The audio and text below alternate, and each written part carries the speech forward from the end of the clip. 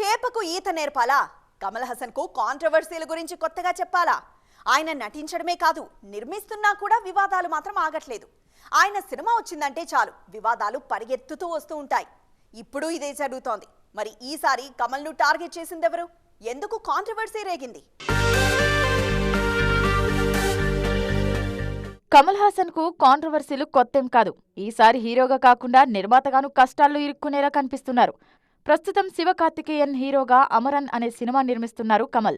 ఈ సినిమాలోని కథ ఇప్పుడు వివాదానికి దారితీస్తుంది.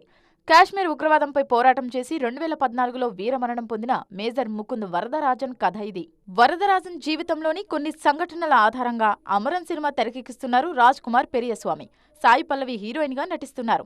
కాశ్మీర్ ముస్లింస్ ను ఇందులో తప్పుగా చూపించారని టీఎంజీకే సంఘం సభ్యులు కేసు నమోదు చేయడమే కాక హీరోతో పాటు దర్శక నిర్మాతలను అరెస్టు చేయాలని డిమాండ్ చేస్తున్నారు.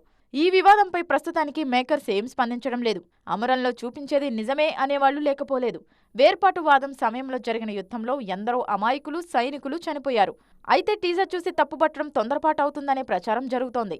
గతంలో విశ్వరూపం, హే రామ్ సమయంలో ఇంతకంటే ఎక్కువ వివాదమే రేగింది.